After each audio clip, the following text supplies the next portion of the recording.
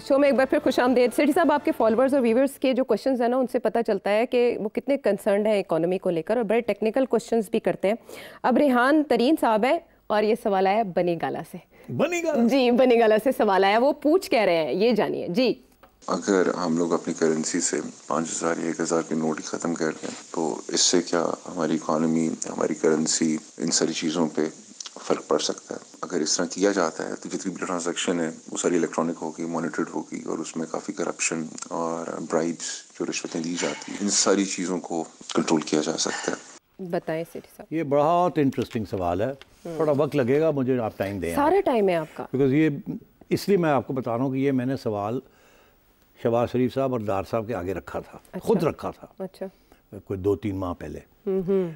तो एक मीटिंग थी जहाँ हम तीनों ही बैठे हुए थे, तो मुझे कहने लगे बताएं ना फिर कोई अच्छा सा प्रपोजल। मैंने कहा जी एक सीधी सी बात है, आप वो क्यों नहीं करते, आज तक किसी ने किया नहीं, मुझे समझ नहीं आती, सबको पता है कि इसके बड़े अच्छे फ़ायदे हैं, करते क्यों नहीं, क्या क्या क्या। मैंने कहा ये जो 5,000 का जो नोट है जी, इसको फ़र्क कर दें, डीमोनेटाइज कर दें, 5,000 का नोट होना ही नहीं चाहिए। अच्छा। कहने लगे वो क्यों? मैंने कहा वो इसलिए कि 5,000 का नोट जो है वो इस्तेमाल, उसका जो इस्तेमाल होता है कैश ट्रांजैक्शन में, वो कैश ही है ना जी, वो उसके लिए उसमें करप्शन और टैक्स इवेजन बहुत है। क्यों? क्योंकि अगर पैसे आप बैंक में रखें तो वो तो FBR को आज नहीं, कल नहीं, परसों पता चल जाएगा। फिर वो पूछेंगे ये पैसे कहाँ से आए, ठीक है, तो उसके ऊपर 25-30% टैक्स लगा देंगे वो। तो लोग अब 5,000 रुपये का नोट जो है वो फिर घरों में रखते हैं, लॉकर्स में रखते हैं जी। जो लोग टैक्स पेयर्स हैं वो बैंक में नहीं रखते। उन्हें पता है कि ये जब रिटर्न फाइल करनी है तो वो बैंक स्टेटमेंट भी मांगते हैं, वहाँ हर चीज़ को पूछते हैं कि ये कहाँ से इनकम आई, ये कहाँ से आया, खर्चे की तरफ कोई नहीं देखते, कहते हैं पैसे कितों आए हैं, पैसे कितों आए हैं। और अगर आप एक्सप्लेन नहीं कर सकते कहाँ से आए हैं तो फिर यू हैड इट। और अगर आप कहते हैं जी ये मेरी तनख्वाह है, वो कहते हैं टैक्स रिसीट दिखाओ, आपने कितना विदहोल्डिंग टैक्स और कि इसका जो बैलेंस टैक्स है वो दिया है कि नहीं दिया, दे रहे हैं कि नहीं दे रहे। लोग पैसे कैश में रखते हैं क्योंकि पैसे, करप्शन के जो पैसे होते हैं वो भी कैश में मिलते हैं आपको जी। और जो आप ब्लैक मनी जिसे कहते हैं वो सारी कैश में होती है, क्योंकि वाइट मनी जो है वो तो उसका तो मनी ट्रेल होती है ना जी, उसके तो टैक्स दिया होता है, तो सब पता होता है कि इस पर टैक्स दिया हुआ है। ब्लैक मनी उसे कहते हैं जिस पर टैक्स आपने ना दिया हो। तो सारी करप्शन की प्रोसीड्स हैं वो ब्लैक मनी, वो सारी की सारी बड़े नोटों में होती है। अच्छा। अब आपने कंस्ट्रक्शन का प्रोजेक्ट शुरू किया, ओके ठीक है, गवर्नमेंट ने कहा जी कि 5 अरब रुपए दी है, इत्थू लैके इत्थे तक सड़क बनेगी, कंट्रैक्टर को आपने वो कॉन्ट्रैक्ट दे दिया, ठीक।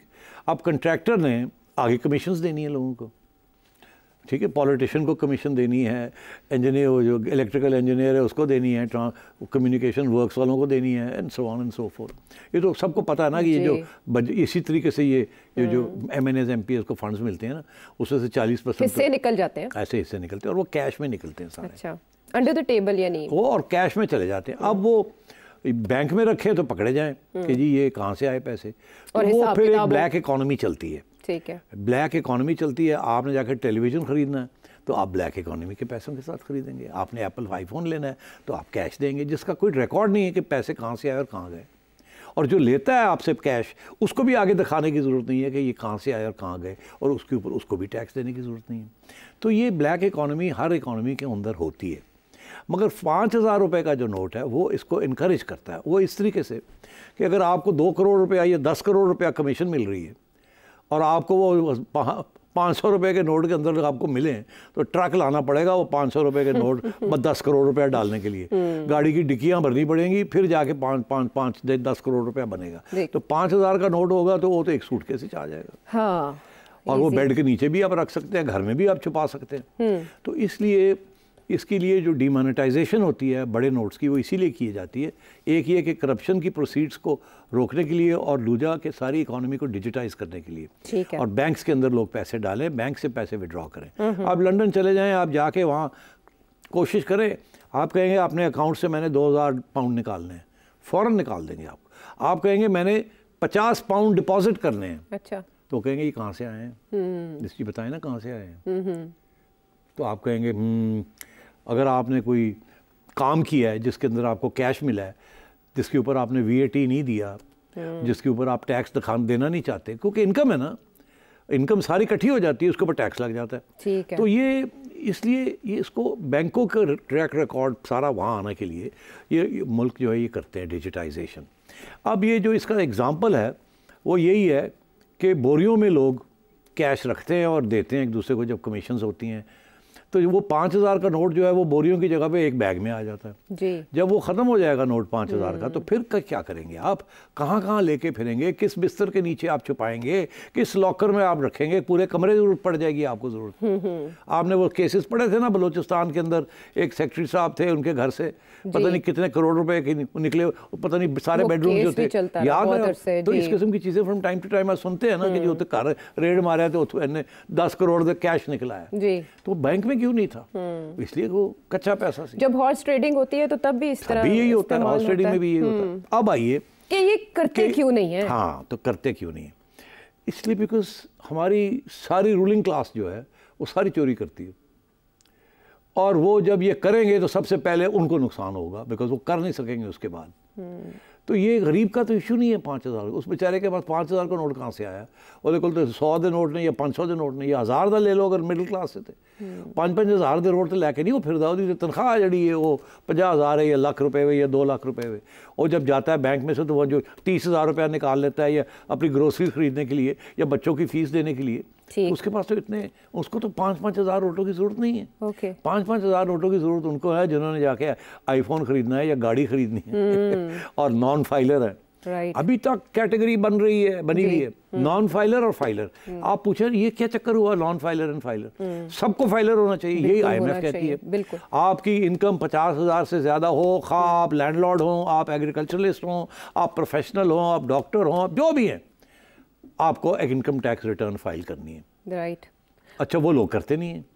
तो ये one of the important ideas is कि इसको ख़त्म कर दिया जाए 5,000 के नोट को, इसके साथ करप्शन भी ख़त्म होगी। आपने बताया नहीं उन्होंने क्या जवाब दिया आपके साथ? अच्छा, अब उन्होंने कहा जी बड़ा अच्छा आइडिया है डॉक्टर साहब, तुसी जरा सेठी साहब ने बैठ के ज़रा वर्कआउट कर लो। अच्छा। तो डॉक्टर साहब ने कहा बिल्कुल बिल्कुल बिल्कुल, मुझे पता था बिल्कुल कुछ नहीं होना। वो उन्होंने ही नहीं बनना फाइनेंस मिनिस्टर। मेरे आगे की कहना से हाँ उन्हें करने हैं ना। अच्छा। और वो नहीं होना। नहीं, IMF के कहने पे भी नहीं हो सकता। अच्छा, अब मैं आपको बताऊं बड़ी इंटरेस्टिंग बात, IMF क्यों नहीं कहती? बताएं। बड़ी इंटरेस्टिंग बात है। इंडिया का एग्जाम्पल है जो, इसलिए मैंने कहा था मुझे टाइम चाहिए। इंडिया का एग्जाम्पल है 2016 में नरेंद्र मोदी ने यही चीज़ सोच के नोटबंदी की थी और उन्होंने 500 और 1,000 रुपए का नोट को उन्होंने कहा था हम इसको डिमोनेटाइज कर रहे हैं। उनका मतलब ये था कि ये नहीं था कि करप्शन को ख़त्म करो या इस किस्म की चीज़ को ख़त्म करो। उनका रियल इशू ये था कि वो कह रहे थे कि पाकिस्तान के अंदर बड़े नोट छप रहे हैं हमारे, और वो जाली नोट्स आ रहे हैं, और वो टेररिज्म कश्मीर के अंदर फाइनेंसिंग के लिए कर रहे हैं। एक तो रियल रीज़न ये था, मगर उन्होंने जो रीज़न दिया वो था कि करप्शन हो रही है। मगर उन्होंने क्या किया? 2 चीज़ें की। एक तो बहुत थोड़ा वक्फा दिया कि इस वक्फे के अंदर अंदर आपने पैसे जाके एक्सचेंज करने, तो लाइनें लग गई लोगों की। जी, उसमें मूवी बनी हुई है बाकायदा। लाइनें लग गई और लोगों ने कहा पता नहीं अब क्या होगा। हाँ, परेशानी थी। और वो होना ये था कि जो आप लेके आए थे वो आपके बैंक अकाउंट में जाने थे। तो बैंक अकाउंट में जाते तो पता लग जाता है उनके CVR को कि जी यहाँ तो पैसे आ गए। फिर वो ये था कि उनको उसके बदले में नए नोट देने थे।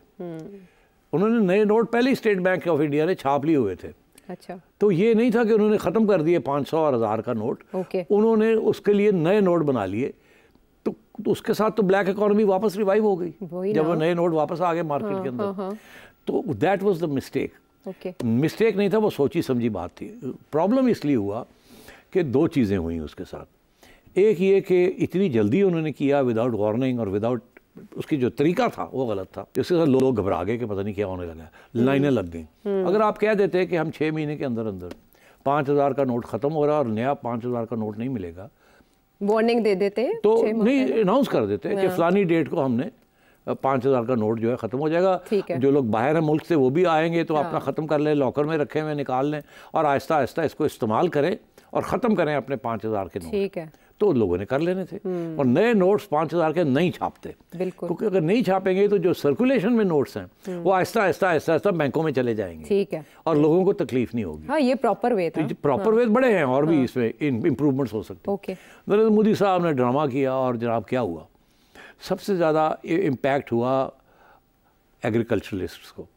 एग्रीकल्चर में जो लोग काम करते हैं वो कैश के ऊपर सीड खरीदते हैं, क्या उनके पास ज़्यादा पैसे नहीं होते। अच्छा। और वो फिर कैश के साथ सारा काम करते हैं। इकोनॉमी एग्रीकल्चर की वहाँ कैश इकोनॉमी है। अच्छा।